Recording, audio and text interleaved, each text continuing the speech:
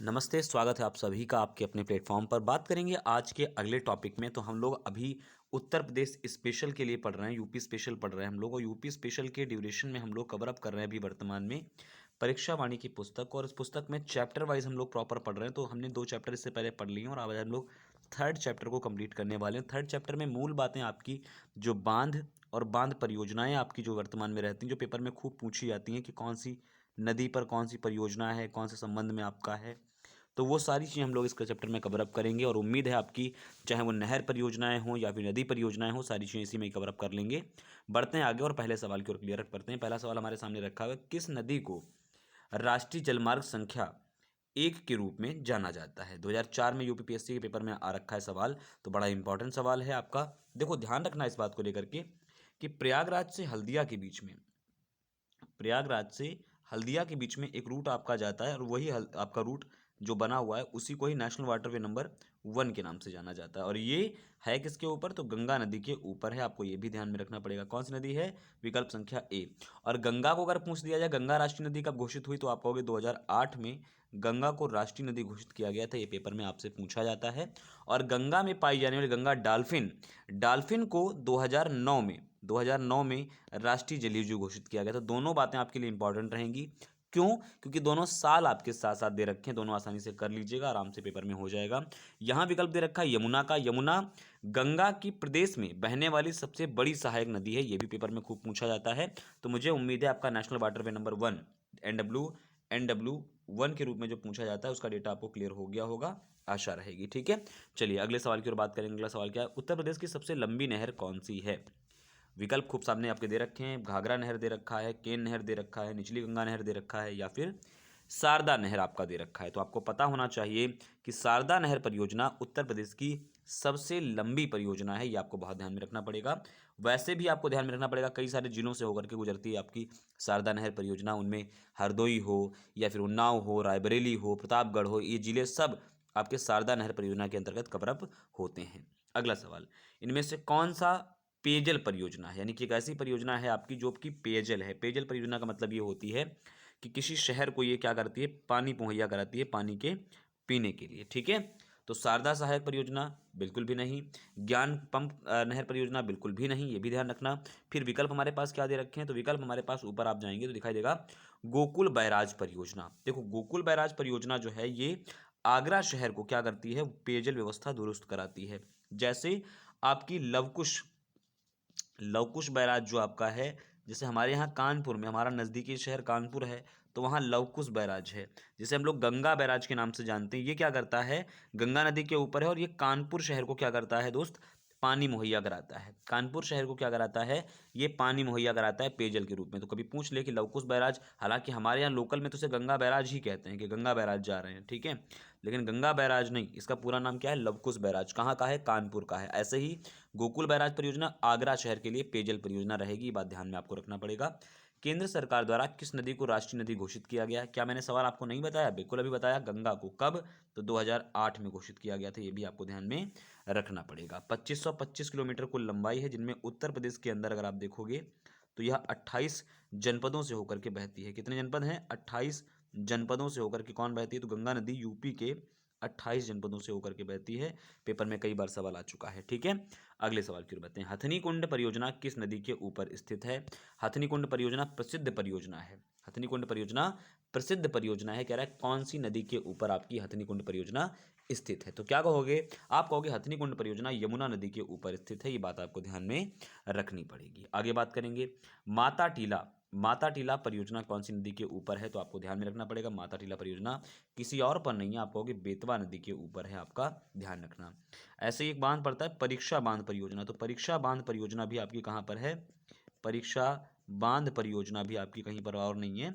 ये परियोजना भी आपकी माता टीला या परीक्षा, ये सब बेतवा नदी के ऊपर ही है। ध्यान रखना, बेतवा यमुना की सहायक नदी है। खैर, उम्मीद है आपको समझ में आ गया होगा डेटा। बढ़ चलते हैं अगले सवाल की ओर। अगला सवाल हमारा क्या कह रहा है? देखो, लिखा हुआ है निम्न में से कौन सुमेलित नहीं है? 2002 में लोअर पीसीएस की परीक्षा में सवाल आया हुआ। राजघाट बांध परियोजना यमुना पर है, या आपको बताना है इनमें से कि रानी लक्ष्मीबाई बांध परियोजना बेतवा पर है, रिहंद बांध परियोजना रिहंद पर है, माता टीला बेतवा पर है। तो भैया देखो, ध्यान रखना, माता टीला तो हमने पहले ही पढ़ रखा है, ये भी सुमेलित है, ये भी सुमेलित है, ये भी आपका सुमेलित है। राजघाट बांध परियोजना यमुना पर तो बिल्कुल भी नहीं है, अर्थात हमारे पास जो विकल्प आ जाएगा आपका ए ऑप्शन, राजघाट बांध सुमेलित नहीं है। कमेंट में बताइएगा कि राजघाट जो है वो कौन सी नदी पर सही ढंग से सुमेलित, राजघाट बांध कौन सी नदी के ऊपर है, कमेंट बॉक्स में मुझे जरूर बताइएगा, ठीक है। निम्न में से कौन युग्म सुमेलित नहीं है, यहां पर भी वैसे ही सवाल आपसे पूछा गया कौन सा युग्म इसमें ऐसा है जो सही ढंग से सुमेलित आपका नहीं है। तो पहचानिए भाई युग्म कौन सुमेलित नहीं है आपका। विकल्प आपके सामने उल्लिखित ढंग से दे ही रखे हैं, कौन कौन से विकल्प में पढ़िएगा। बिठूर गंगा के किनारे है, ये तो बिल्कुल सही बात है आपका। गोरखपुर राप्ती नदी के किनारे है, ये भी सही है। जौनपुर सई नदी के किनारे है। कौसाम्बी यमुना नदी के किनारे है। अब इनमें से आपको विकल्प ढूंढने हैं, पहचानने हैं, समझने रहेंगे। तो देखो देखो ध्यान रखना, जौनपुर सई नदी के किनारे नहीं है, सई नदी के किनारे नहीं। फिर किस नदी के किनारे हैं, तो आप कहोगे यह गोमती नदी के किनारे है। कौन सी? गोमती नदी के किनारे, वही गोमती नदी जिसके किनारे आप देखते हो एक तो आपका लखनऊ शहर स्थित है, राज्य की राजधानी लखनऊ किसके किनारे है, तभी आप कहोगे गोमती नदी के किनारे लखनऊ स्थित है। या आपसे ये पूछ ले कि गोमती के किनारे और कौन से, तो जौनपुर हुआ या सुल्तानपुर का क्षेत्र हो गया, ये सब जौनपुर के भूभाग पर हैं। सई एक मैदानी नदी है जो हरदोई में एक झील पड़ती है, भिजवान झील। हरदोई में भिजवान झील से निकलती है। कहाँ से निकलती है? भिजवान झील से इसका उद्गम माना जाता है। कभी पूछे तो आप बता दीजिए भिजवान झील हरदोई जिले के अंतर्गत आती है, वहाँ से निकलती है। और कई बार जब हमसे मैदानी नदियों का उद्गम पूछा जाता है ना, तो ये सब सवाल आपके काम आ जाएंगे कि मैदानी नदियों में गोमती नदी जो है वो कहाँ से निकलती है, तो क्या बता दोगे? हरदोई के भिजवान झील से इसका उद्गम दोस्त देखने को मिलता है। आई बात समझ में? आगे बात करेंगे। राजघाट बांध एवं नहर परियोजना उत्तर प्रदेश में मध्य प्रदेश सरकार के बीच में कह रहा है बराबर सहयोग वाली संयुक्त परियोजनाएं हैं, जो कह रहे हैं बनाई जा रही हैं। किस नदी के ऊपर बनाई जा रही हैं? है कौन सी? राजघाट बांध एवं नहर परियोजना। किसके बीच में? यूपी और कह रहा है एमपी के बीच में। चलिए बताइएगा क्या आ जाएगा इसका सही जवाब। तो आप कहेंगे सर राजघाट, अभी हमने पहले बात बताया आपको, बेतवा पर है। तो मुझे लगता है आपको इसका उत्तर भी मिल गया, जो आपने उसके ऊपर यमुना दे रखा था। खैर, निम्न में से कौन सा बांध बेतवा नदी पर बनाया गया है? देखिए आपके दो सवाल सामने दे रखे हैं, एक तो बेतवा नदी पर कौन सा बांध दे रखा है, तो अभी आपने क्या पढ़ा था? एक तो राजघाट पढ़ लिया है और कौन सा पढ़ लिया है? बेतवा नदी पर बनाया गया है। लीजिए इसका उत्तर यही आ जाएगा, तो हमें ज़्यादा समय नहीं लेना पड़ेगा, डी विकल्प सही आ जाएगा। क्या आ जाएगा? डी विकल्प इसका सही आ जाएगा। लवकुश बैराज गंगा नदी पर है, अभी बताया कानपुर में स्थित है, ठीक है। शारदा शारदा पर ही है, रिहंद रिहंद पर ही है। फूलहर झील भारत के किस राज्य में स्थित है? तो फूलहर झील आपके कहीं और नहीं है, वो उत्तर प्रदेश में ही स्थित है। और ये भी आपको ध्यान में रखना पड़ेगा, जिला पूछ ले तो आप कहोगे पीलीभीत में स्थित है। कहाँ है? पीलीभीत में स्थित है। पीलीभीत में एक जगह पड़ती है फूलहर झील, और वहीं से एक नदी भी आपकी निकलती है। कौन सी नदी निकलती है? तो आपको ध्यान रखना पड़ेगा गोमती। गोमती भी एक मैदानी नदी है, और गोमती का जो उद्गम होता है वो इसी फूलहर झील, या यही इसी झील को कई बार आप लोग गोमल ताल भी कहते हो। तो दोनों बातें ध्यान रखना। पीलीभीत अपने बांसुरी उत्पादन के लिए बहुत ज़्यादा प्रसिद्ध है, पूछा जाता है परीक्षा में। चलिए, उम्मीद है आपको पता रहेगा। आगे बात करेंगे अगले सवाल की ओर। परीक्षा बांध किस नदी पर अवस्थित है? मुझे लगता है मैंने आपको अभी भी चंद मिनट पहले ही बताया, परीक्षा बांध झांसी के भीतर है। पहली बात तो ये ध्यान रखना पड़ेगा, ये झांसी में है। और दूसरी बात मैंने जैसा आपको बताया कौन सी नदी के ऊपर है, तो आप कहोगे सर बेतवा के ऊपर है। किसके ऊपर है? बेतवा या वेत्रवती, पुराना नाम वेत्रवती है। दोनों बातें ध्यान रखना पड़ेगा आपको। अगला सवाल कह रहा है 110 मीटर ऊंचा विहार जलप्रपात, कौन सा? विहार जलप्रपात प्रदेश की किस नदी पर बना हुआ है?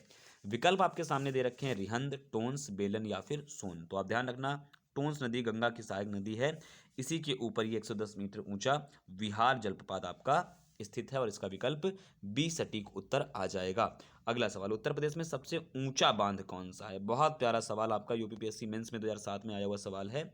बताइए सबसे ऊंचा बांध कौन सा? विकल्प पढ़िएगा, माता टीला, मेजा, रिहंद या फिर रामगंगा। तो आप कह दो रामगंगा जो आपका है, अर्थात डी विकल्प जो आपका आ जाएगा, यही उत्तर प्रदेश का सबसे ऊंचा बांध है, ठीक है। अगला सवाल, निम्न में से किस नदी के तटवर्ती क्षेत्र अवनालिका अवनालिका क्षरण के लिए प्रसिद्ध है? इससे पहले की क्लास अगर आपने देखी है तब भी आपको पता रहेगा कि मैं बात चंबल की कर रहा हूं। और सबसे प्रभावित कौन सा जिला रहेगा? आप कहोगे इटावा जिला। उत्तर प्रदेश का जो इटावा जिला है वो सबसे ज़्यादा अवनालिका अपर्दन का शिकार है, क्योंकि चंबल नदी बीहड़ के निर्माण करने के लिए जानी जाती है, और चंबल इटावा के किनारे बहती है। या ऐसे कह सकते हैं कि इटावा किसके तट पर स्थित है? चंबल नदी के तट पर स्थित है। दोनों बातें ध्यान में रखनी पड़ेंगी। अगला सवाल, निम्न में से कौन सी नदी ब्रह्म घाट नामक स्थान पर कर्नाली नदी से मिलती है और घाघरा नदी बन जाती है? देखो दोस्त ध्यान रखना, बड़ा यूनिक सा कॉन्सेप्ट रहता है। एक नदी बहती है, इसका नाम है काली नदी, और काली नदी जैसे ही आप उत्तराखंड के क्षेत्र में से आगे बढ़ती है तो इस नदी को ही कहा जाता है शारदा। तो यही आपकी शारदा नदी कहलाई। यही नदी उसके ऊपर अगर देखोगे तो काली नदी है, और यही नदी जब आपके इसी क्षेत्र में करनाली आगे मिल जाती है, अगर के ऊपर से करनाली आती है, ये करनाली है, ये नदी करनाली ऊपर से आ रही है। इसके बाद ये इसको कहा जाता है घाघरा, इसी नदी को घाघरा कहा जाता है।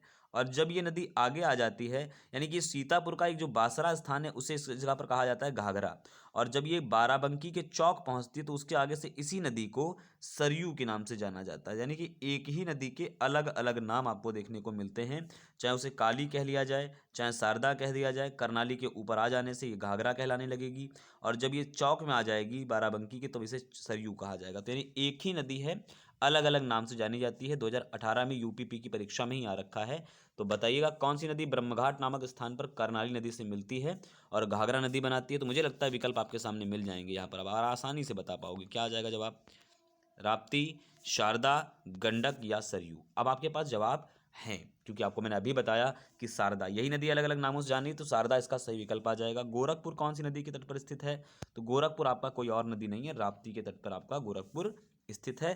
प्रसिद्ध अयोध्या धाम नगरी, अयोध्या धाम नगरी किसके ऊपर है? तो आप कहोगे गुरुजी अयोध्या सरयू के किनारे स्थित है। ठीक है, चलिए अगले सवाल की ओर बात करेंगे। इनमें से कौन सी नदी उत्तर दिशा में नहीं बहती है?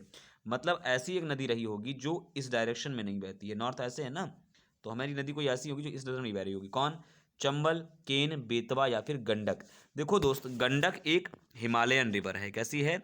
हिमालयन रिवर है, और हिमालयन रिवर है तो इसका मतलब ये कि ये आपकी नॉर्थ टू या तो साउथ आ रखी होगी या तो नॉर्थ टू ईस्ट जा रखी होगी, ऐसे डायरेक्शन में बहेगी, यानी इस डायरेक्शन से इस डायरेक्शन में।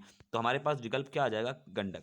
बाकी ये जितनी भी नदियाँ आपकी लिखी हुई हैं ये सब आपकी प्रायद्वीपीय नदियाँ हैं, या ऐसा कह सकते हैं पठारी नदियाँ, उत्तर प्रदेश में पठारी भाग से निकली हुई नदियाँ हैं। ये बातें आपको ध्यान में रखनी पड़ेंगी। चलिए अगले सवाल की बात करते हैं। इसमें देखो विकल्प दे रखे हैं, सुमेलित सही करना है।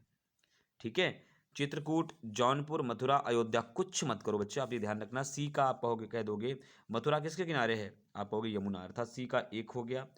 जौनपुर मैंने आपको बताया था ना, जौनपुर किस नदी के किनारे था? गोमती के किनारे था, यानी कि आपका दो विकल्प किया जाएगा, संरक्षित है आपका। चित्रकूट मंदाकिनी नदी के किनारे है, अर्थात 4 आ जाएगा। अयोध्या सरयू के किनारे है, 3 आ जाएगा। तो हम ये कह देंगे 4 2 1 3, 4 2 1 3 सही सुमेलित हो जाएगा। तो 4 2 1 3 कहाँ दे रखा है? बी विकल्प में दे रखा है। देखो पहचानो, 4 2 1 3 कहाँ दे रखा है? बी विकल्प में दे रखा है। तो कुछ मेहनत नहीं करनी है, बस आसानी से देखिएगा, हल करिएगा। अगला सवाल, भारत के किस राज्य में सर्वाधिक सिंचाई नलकूप से की जा रही है? देखो यूपी के बारे में ही सवाल 2006 में यूपी पीसीएस ने पूछा हुआ है। ध्यान रखना, यूपी में सर्वाधिक सिंचाई नलकूप से होती है। ठीक है, नलकूप से सर्वाधिक, और आंध्र प्रदेश में सबसे ज़्यादा तालाबों से सिंचाई होती है। दोनों बातें आपको बहुत ध्यान में रखनी पड़ेगी। ठीक है, अगला सवाल कह रहा है उत्तर प्रदेश में सबसे लंबी नहर कौन है? ऐसे सवाल हम लोग पहले कर चुके हैं। कौन सी लंबी नहर, चलिए बताइए फटाफट से। कौन सी सबसे लंबी नहर? तो आप कहोगे शारदा नहर। गुरुजी शारदा नहर सबसे लंबी नहर परियोजना है। यहाँ भी सूची 1 को सूची 2 से मिलान करना, और कह रहा है बताइए कौन सा विकल्प इसमें सटीक है। तो कुछ मत करो, सबसे पहले देवप्रयाग उठा लो। पंचप्रयाग यहाँ पर दे रखे हैं। देवप्रयाग में आप जानते हो भागीरथी और अलकनंदा मिलते हैं, यानी कि हमारे पास डी का 1 हो जाएगा। ठीक है, अगर आप देखोगे रुद्रप्रयाग में, तो रुद्रप्रयाग में अलकनंदा और मंदाकिनी मिल रहे हैं, अर्थात यहाँ पर ए का 2 हो जाएगा। ये भी बात समझ में आ रहा है। अगर आपसे और कह दिया जाए तो जरा और मेहनत करिएगा। नंदप्रयाग में नंदाकिनी अर्थात 4, तो आप देख लीजिएगा 2 4 3 1 क्या आ जाएगा? 2 4 3 1। तो ये बातें आपको मेहनत करने की अलग से बातें नहीं आएंगी दोस्त, आराम से सीख लीजिएगा। क्या आ जाएगा इसका सही जवाब? क्या जाएगा सही जवाब? फटाफट से बताइएगा। देवप्रयाग को हमने 1 को बताया ना, तो हमारे पास जवाब 1 3 2 4 यहीं पर दे रखा है मेरे दोस्त। 1 3 2 4 सही जा रहा है कि हम लोगों ने गड़बड़ कर दिया है? देख लेते हैं भाई, देख लेते हैं एक बार, पुनः देख लेते हैं फटाफट से। इसको छोटा कर लेते हैं, इसमें देखने में आसानी रहे, क्योंकि जब चीज़ें फ्रेम नहीं होंगी तो दिक्कत करेंगी दोस्त। देखो एक बार दोबारा फ्रेम कर लेते हैं। रुद्रप्रयाग किसके किनारे है? देवप्रयाग किसके किनारे? 1, यानी डी का 1 कहाँ कहाँ दे रखा है? यहाँ दे रखा है, यहाँ दे रखा है, मतलब ये तो बेकार हो गए, विकल्प ही बेकार हो गए। ठीक है, आगे रुद्रप्रयाग दे रखा है, रुद्रप्रयाग मंदाकिनी, अर्थात ए का 2 देखो कहाँ दे रखा है, तो ए का 2 2 यहाँ पर दे रखा है। कहाँ पर दे रखा है? ए का 2, अरे गड़बड़ हो रखा है भाई, क्या बात है? ए का 2 तो कहीं दे नहीं रखा, ये दे रखा है ना दोस्त। हाँ बिल्कुल दे रखा है ए का 2, ये देखिए सही हो गया ना आपका। तो हमने क्या कर लिया, 2 4 आप कहोगे 2 4 3 1, हमने हालांकि यही बनाया था, शायद मैं ही लिखने में भरने में भूल गया, लेकिन ध्यान रखना 2 4 3 1 यही आपका सही जवाब आ जाएगा। और एकदम सटीक ढंग से आप खेलिएगा, कोई दिक्कत यहाँ पर नहीं रहेगी, आराम से आप लोग बना सकते हैं। ठीक है, आराम से आप बना सकते हैं, कोई दिक्कत यहाँ तक नहीं रहेगी। चलिए अगले सवाल की ओर बात करेंगे और अगला टॉपिक हम लोग उठाते हैं, अगला सवाल उठाते हैं। अगला सवाल हमारा लिखा हुआ है, कौन सी ऐसा नगर है जो गंगा के दाहिने छोर पर नहीं है, यानी गंगा के दाएं छोर पर कौन सा नहीं है, प्रयागराज, हरिद्वार, वाराणसी या फिर कानपुर। देखो दाएं छोर पर पता करना है, कैसे, दाएं छोर पर पता करना है, तो आप ये कहोगे इसमें सिर्फ वाराणसी जो है ये आपका दाएं छोर पर नहीं है, ये बाएं छोर पर है। कहाँ पर है, बाएं छोर पर है, ध्यान रखना। आगे बात करेंगे, उत्तर प्रदेश एवं मध्य प्रदेश राज्यों के संयुक्त राजघाट नदी बांध परियोजना, जो संयुक्त राजघाट नदी घाटी परियोजना स्थापित की गई है, केन नदी के ऊपर, सोन नदी के ऊपर, चंबल नदी पर, बेतवा नदी के ऊपर। चलिए बताइएगा क्या आ जाएगा इसका सही जवाब, फटाफट से देखो उत्तर दीजिए जल्दी जल्दी से। तो आप कहोगे सर बेतवा नदी के ऊपर आपका संयुक्त परियोजना स्थापित की जा रही है, राजघाट नदी बांध परियोजना, यूपी और एमपी के बीच। अगला सवाल, उत्तर प्रदेश में सिंचाई के मुख्य साधन कौन कौन से हैं। देखिए भैया घटते हुए क्रम में ढूंढना है, ये भी लगा रखा है घटने हुए क्रम में। तो हमारे पास सबसे नंबर 1 पर क्या आ जाएगा, नलकूप। तो इसका मतलब हमारे पास या तो ना विकल्प ये रहेगा और ना तो विकल्प हमारे पास ये रहेगा। हमारे पास विकल्प या तो 2 हो सकता है या तो 3 हो सकता है। तो आप पहचानना है कि इसका सही जवाब क्या आ जाएगा। इसके बाद आता है नंबर 2 पर आपका आती है नहरें। तो देखो भैया यहीं पर दे रखा है 2 1, यानी हमारे पास विकल्प संख्या जो बी है वो सही हो जाएगा। इसके बाद आपका तालाब और कुएं आ जाएंगे और इसके बाद आपका अन्य साधन आ जाएगा। तो यहाँ पर 1 2 1 3 4, 2 1 3 4 कहाँ दे रखा है, यहीं दे रखा है, यही इसका सही जवाब आ जाएगा, अर्थात बी इसका विकल्प सही आ जाएगा। अगला सवाल, उत्तर प्रदेश की निम्न नदियों के उद्गम के आधार पर कहने लगाना है आपको, कौन सा उद्गम हिमालय से नहीं हुए हैं, यानी मैदानी हो सकती है या हो सकता है वो पठारी हो, ये भी हो सकता है। तो गोमती मैंने आपको क्या बताया था, गोमती फूलर झील से निकलती है, अर्थात ये मैदानी है, इसका उद्गम हिमालय से नहीं हो रहा है। बाकी बेतवा ये भी आपकी पठारी नदी है, ये भी आपकी कैसी नदी है, पठारी नदी है। बाकी रामगंगा भी हिमालय नदी है, ये हिमालय से निकलने वाली नदी है। शारदा भी आपकी हिमालयी नदी है। तो हमारे पास 1 और 3 विकल्प कहाँ दे रखा है, सी विकल्प पहचानिए, देखिएगा सी विकल्प में दे रखा है ना आपका 1 और 3, यही इसका सही जवाब आ जाएगा। गोविंद वल्लभ पंत सागर कहाँ पर स्थित है कह रहा है, बताइए। तो गोविंद वल्लभ पंत सागर कहीं और नहीं है मेरे दोस्त। आप ये कह दोगे कि सर ये सोनभद्र के भीतर है, तो सोनभद्र वाला सही जवाब आपका आ जाएगा, यही इसका सटीक जवाब आ जाएगा।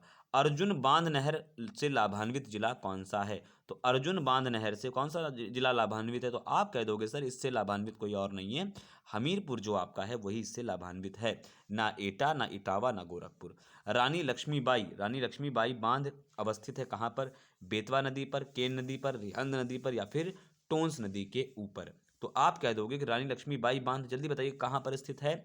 आप कहेंगे सर रानी लक्ष्मीबाई बांध परियोजना बेतवा नदी पर है, अर्थात हमारे पास जो बी विकल्प है, ए विकल्प है, यही इसका सटीक और सही जवाब आ जाएगा। और जिन लोगों ने दिया हुआ है बेतवा, बिल्कुल सही जवाब है। अगला सवाल देखते हैं, अगला सवाल हमारा क्या दे रखा है, लिखा हुआ है गोविंद वल्लभ पंत जलाशय, क्या कह रहा है, गोविंद वल्लभ पंत जलाशय कौन से कहाँ पर स्थित है, उत्तर प्रदेश में स्थित है, छत्तीसगढ़ में स्थित है, झारखंड में स्थित है या फिर आपका उत्तराखंड में स्थित है। तो गोविंद वल्लभ पंत जलाशय कहीं और नहीं है, आपको पता है, बता चुके हैं हम लोग। तो उत्तर प्रदेश में इसका सही जवाब आ जाएगा, जिन लोगों ने यूपी जवाब दिया है उनका सही जवाब है।